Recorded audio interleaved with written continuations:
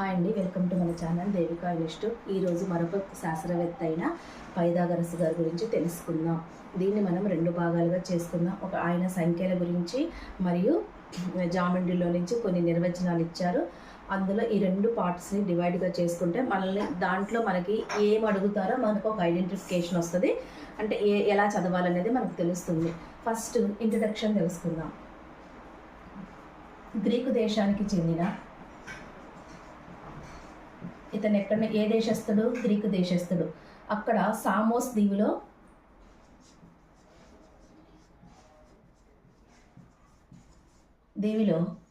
క్రీస్తు పూర్వము 580 నుంచి 500 మధ్యలో జన్మించాడు.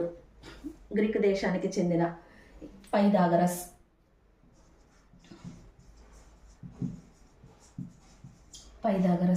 ఈయన ఉన్నత విద్య కోసం అనేక దేశాలను సందర్శించాడు. అందులో ఈజిప్ట్, ఆసియా మైనర్, ఇండియా ఇలాంటి ప్రాంతాలన్నీ సందర్శించి ఎంతో విజ్ఞానాన్ని సంపాదించుకొని పైథాగరియన్ అనే పాఠశాలను నిర్మించాడు. కానీ తన దేశంలో అది వీలు కాకుండా అంత అనుకూలంగా లేకపోవటం వలన ఆయన దక్షిణ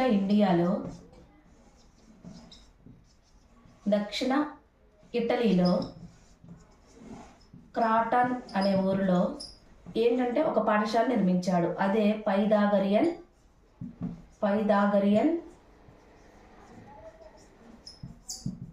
పాఠశాల నిర్మించాడు. ఇది ఎక్కడుందంటే దక్షిణ ఇటలీలోని క్రాటన్ అనే ప్రాంతంలో పైథాగరియన్ పాఠశాలను నిర్మించాడు. ఈ పాఠశాలలో ఏమేం బోధించే వాళ్ళంటే గణితం, తత్వము, విజ్ఞానము, గణిత శాస్త్రము, తత్వశాస్త్రము, విజ్ఞాన శాస్త్రం వీటి గురించి బోధించే వాళ్ళు. అక్కడ చాలా ప్రముఖులైన ఫిలడస్,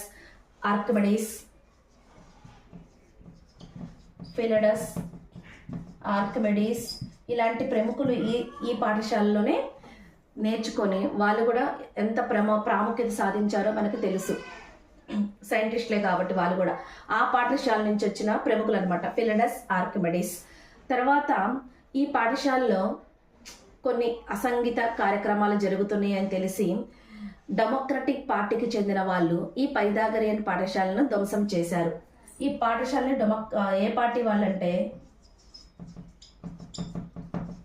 డెమోక్రటిక్ పార్టీకి చెందిన వాళ్ళు ఈ పైథాగరియన్ పాఠశాలను ధ్వంసం చేశారు. అప్పుడు పైథాగరస్ ఇక్కడ నుంచి మెటాఫాంటం అనే ప్రాంతానికి వెళ్ళి అక్కడ హత్యకు గురి కాబడ్డాడు. ఇక్కడ ఒక పైథాగరియన్ పాఠశాల నిర్మించాడు. అక్కడ గణిత శాస్త్రం, తత్వశాస్త్రం, విజ్ఞాన శాస్త్రం అనేది ఆ పైథాగరియన్ పాఠశాలలో బోధించే వాళ్ళు. అక్కడ అనేక మంది ప్రముఖులు అనేవాళ్ళు ఆ పాఠశాలకు చెందిన వాళ్ళే. అక్కడ కొన్ని జరుగుతున్నాయి అని తెలిసి డెమోక్రటిక్ పార్టీకి చెందిన వాళ్ళు పైథాగరియన్ పాఠశాలను ధ్వంసం చేశారు. అక్కడ నుంచి పైథాగరస్ మెటాఫాంటం అనే ప్రాంతానికి వెళ్ళి అక్కడ హత్యకు గురి కాపాడ్డాడు. ఈయన చనిపోయిన తర్వాత కూడా సుమారు 200 సంవత్సరాల వరకు ఈ పాఠశాల కొనసాగించబడింది. అలాగే ఈయన గురించి ప్రపంచానికి ఎలా తెలిసిందంటే ఇక్కడ చదువుకున్న ఫిలడస్ పైథాగరస్ సిద్ధాంతాలపై కొన్ని రచన రాయటం వలన ఈయన గురించి ప్రపంచానికి తెలిసింది. ఫిలడస్ పైథాగరియన్ సిద్ధాంతాలపై రచనలు చేయటం వలన ప్రపంచానికి పైథాగరియన్ గురించి తెలిసింది. దీన్ని బట్టి ఏదో ఒక రోజు కనుమరుగైన విషయాలు కూడా తెలుస్తాయని అర్థమవుతుంది దీని నుంచి చూసుకుంటే. అలాగే ఇది బిట్ కూడా ఇచ్చారండి మనకి, డిఎస్సిలో వచ్చింది మన 2025లో. నెక్స్ట్ ఈయన పైథాగరియన్ నిరూపణలు, సిద్ధాంతాలు అనేవి క్రీస్తు పూర్వము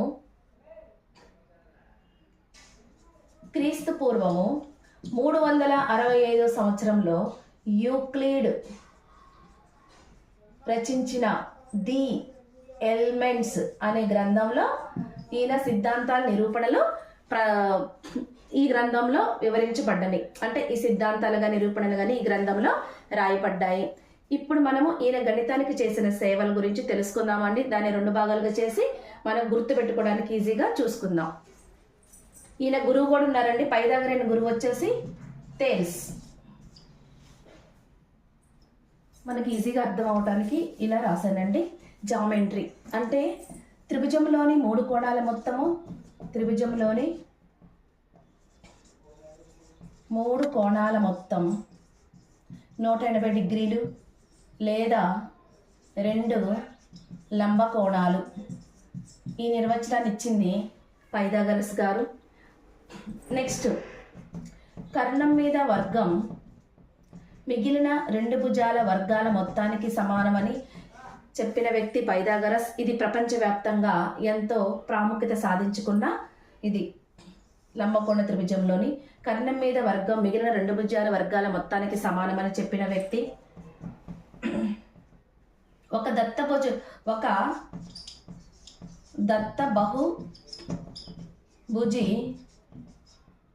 బహుభుజి యొక్క సమాన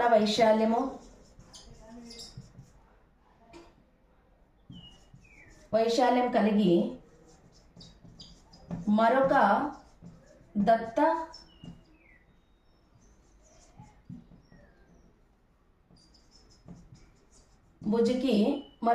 భుజికి స్వరూపంగా ఉండే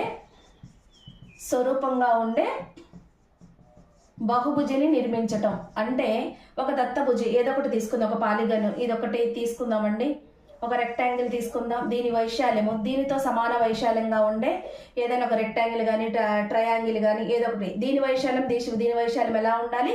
సమానంగా ఉండాలి. కానీ దీనికి స్వరూపంగా ఉండే మరొక దత్త బహుభుజి నిర్మించాలని ఈ నిర్వచనానికి అర్థం. నెక్స్ట్, చతురస్రంలోని కర్ణం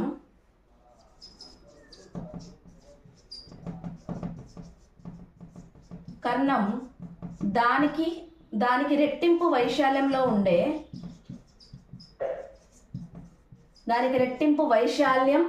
కలిగి రెట్టింపు వైశాల్యం కలిగిన చతురస్ర భుజానికి సమానం.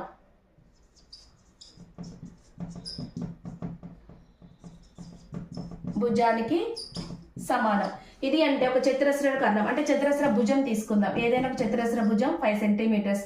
కర్ణం వచ్చి చతురస్ర యొక్క కర్ణం A/2 అంటే ఇదే కదా కర్ణం. దీన్ని స్క్వేర్ చేద్దాం అంటే 25.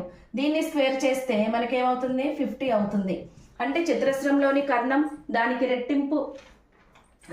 రెట్టింపు వైశాల్యం కలిగిన చతురస్ర భుజానికి సమానమని ఈ డెఫినేషన్ అర్థం. నెక్స్ట్, జామితీయ ఆకారాలను మొట్టమొదటిసారిగా అక్షరాలను వివరించడానికి అక్షరాలను ఉపయోగించిన మొట్టమొదటి వ్యక్తి ఎవరంటే పైథాగరస్. ఇది మనం గుర్తుపెట్టుకోవాలండి, ఎందుకంటే మొట్టమొదట అనేది వివరించారు కాబట్టి. జామితీయ ఆకారాలను వివరించడానికి అక్షరాలు ఉపయోగించిన మొట్టమొదటి వ్యక్తి ఇది గుర్తుపెట్టుకోండి. మొట్టమొదటి వ్యక్తి ఎవరంటే పైథాగరస్. కొంచెం ఇప్పుడు ఇవి ఉన్నాయండి, ABCD ఇలాంటి అక్షరాలను, ఈ ఆకారాలకు అక్షరాలను పెట్టి దాని గురించి వివరించిన వ్యక్తి ఎవరంటే పైథాగరస్.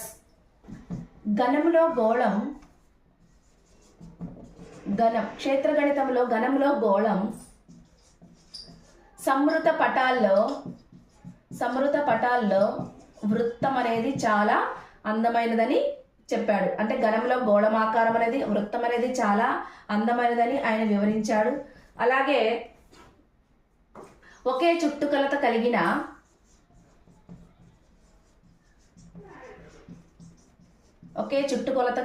సంవృత పటాలలో వృత్తం యొక్క వైశాల్యం అనేది చాలా ఎక్కువ అని వివరించారు. అన్నిటికంటే ఒకే చుట్టుకొలత కలిగిన సంవృత పటాలలో వృత్తం యొక్క వైశాల్యం అనేది చాలా ఎక్కువ అని వివరించారు. నెక్స్ట్, రాత్రిని పగల్ని ఎలా డెఫినేషన్ చేశాడంటే, భూమి సూర్యుని చుట్టూ లేదా సూర్యుని లాంటి ఖగోళం చుట్టూ తిరగటం వలన రాత్రి పగలు ఏర్పడతాయని వివరించారు. ఈ భూమి అనేది సూర్యుని చుట్టూ లేదా సూర్యుని లాంటి ఖగోళం చుట్టూ తిరగటం వలన రాత్రి పగలు ఏర్పడతాయని వివరించాడు. ఇవి జామెట్రీకి సంబంధించినవి. ఈయన ఎక్కువ శాతం వైశాల్యాల మీదే ఎక్కువ పరిశోధన చేసి వాటిని అభివృద్ధి పరిచాడండి. లంబకోణ త్రిభుజము, అలాగే చతురస్రాలు, బహుభుజుల యొక్క వైశాల్యాల మీద ఎక్కువ పరిశోధనలు అంటే ఎక్కువ పరిశోధన దేని మీద పని జరిపారంటే వైశాల్యాల మీదే. అంటే ఇలాంటి ఈ పాయింట్స్ అనేవి జామెట్రీకి సంబంధించినవి.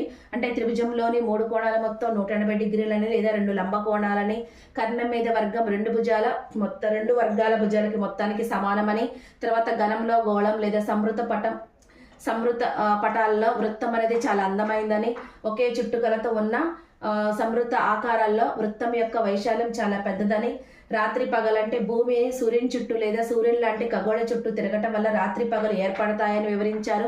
మొట్టమొదట అంటే జామితీయ ఆకారాలను వివరించడానికి అక్షరాలు వాడిన మొట్టమొదటి వ్యక్తి ఈయనే. ఇవన్నీ జామెట్రీకి సంబంధించినవి. n×n+1/2 ఈ రూపంలో ఉండే సంఖ్యలను ఆయన ఏం చెప్పారంటే త్రిభుజాకార సంఖ్యలని ఆయన వివరించారు. నెక్స్ట్, ఈ త్రిభుజాకార అంకెలు ఎలా ఉంటాయంటే ఈ రూపంలో ఉండే వాటిని త్రిభుజాకార సంఖ్యలని,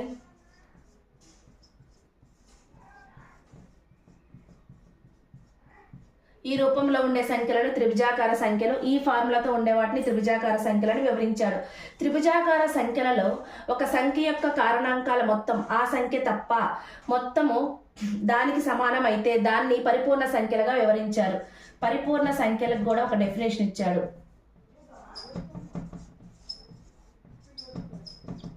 పరిపూర్ణ సంఖ్యలకు ఏమంటే డెఫినేషన్ ఇచ్చాడంటే త్రిభుజాకార సంఖ్యల్లో ఒక సంఖ్య కారణాంకాలు, దీని కారణాంకాలు 1, 2, 3 ఆ సంఖ్య ఉంది కదా, దీన్ని తప్ప ఈ కారణాంకాల మొత్తం ఈ సంఖ్యకు సమానమైతే అంటే 1 + 2 = 6 కదా, ఈ సంఖ్యకు సమానమైతే ఆ సంఖ్యలను పరిపూర్ణ సంఖ్యలుగా వివరించాడు. నెక్స్ట్, సరి సంఖ్యల సంకలనం ద్వారా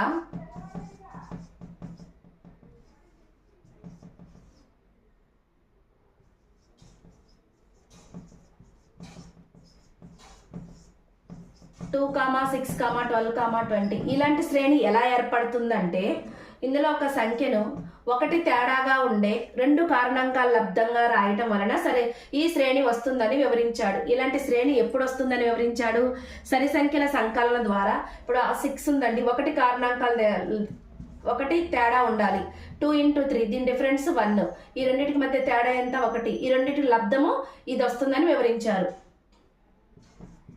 1 తేడా గల 2 కారణాంకాల లబ్ధాన్ని చేయటం వలన మనకి ఇలాంటి శ్రేణి 2, 6, 12, 20 ఇలాంటి శ్రేణి వస్తుందని వివరించాడు. తర్వాత బేసి సంఖ్యలు. బేసి సంఖ్యలు అనేవి 1 నుంచి 2n+1 రూపంలో ఉండే బేసి సంఖ్యలు మొత్తం ఎల్లప్పుడూ ఖచ్చితమైన వర్గం అవుతుందని వివరించాడు. అంటే 1² 1, 1+3, 2² 1+3 +5 3² ఈ రూపంలో ఉండే బేసి సంఖ్యలు ఎల్లప్పుడూ మొత్తము ఖచ్చితమైన వర్గం అవుతుందని వివరించాడు. 2 బేసి సంఖ్యలను ఎలా రాశాడంటే 2 వర్గాల తేడాగా ఉపయోగించాడండి. 2² - 1² = 3 ఇట్లా వర్గాల తేడాగా ఉపయోగించాడు. అలాగే సరి సంఖ్యలను స్త్రీ సంఖ్యలుగాను, బేసి సంఖ్యలను పురుష సంఖ్యలుగాను, అలాగే గణిత విజ్ఞానంలో సంగీతంలో ప్రయోగం కూడా చేశారు. గణిత విజ్ఞానాన్ని సంగీతంలో కూడా ప్రయోగం చేసిన వ్యక్తి. సంఖ్యలకు 1 హేతువాదమని, 2 అభిప్రాయమని, 3 న్యాయమని, 4 వివాహమని ఇలా సంఖ్యలను వివరించాడు. అలాగే సంఖ్య విశ్వ శాసనకర్త అనే భావన కూడా ఆయనే చెప్పాడు. సంఖ్య విశ్వ శాసనకర్త అనే భావన కూడా ఆయనే చెప్పారు. ఉపపత్తికి ఎక్కువ ప్రాముఖ్యత ఇచ్చిన వ్యక్తి ఎవరంటే పైథాగరస్. అలాగే దీంట్లోనే స్నేహ సంఖ్యలు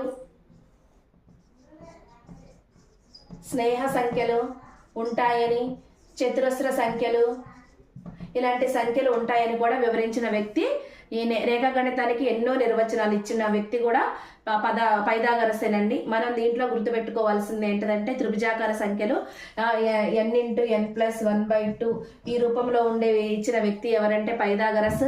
బేసి సంఖ్యలు ఎల్లప్పుడూ మొత్తం ఖచ్చితమైన వర్గం అంటే 1 నుంచి 2n+1 రూపంలో ఉండే బేసి సంఖ్యలను ఎవరిచ్చారంటే పైథాగరస్ అని గుర్తుపెట్టుకోవాలి.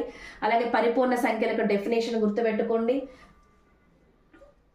ఓన్లీ న్యూ టెక్స్ట్ బుక్లో వీటి గురించి మాత్రమే ఉన్నాయండి. ఈయన ఎక్కువ దేని గురించి చేశారంటే వైశాల్యాల గురించి ఎక్కువగా ఈ టాపిక్ నుంచి మనం గుర్తుపెట్టుకునే అంశాలు ఇలాంటివి అండి. జామితీయ ఆకారాలను మొట్టమొదటిగానే ఉపయోగించారు. అలాగే వీటి గురించి మీరు ఇంకా MCQ కూడా చేస్తాను, వాటిని కూడా మీరు ట్రై చేయండి. ప్లీజ్ లైక్ చేయండి, షేర్ చేయండి, సబ్స్క్రైబ్ చేసుకోండి, కామెంట్ బాక్స్లో కామెంట్ పెట్టండి. Thank you so much.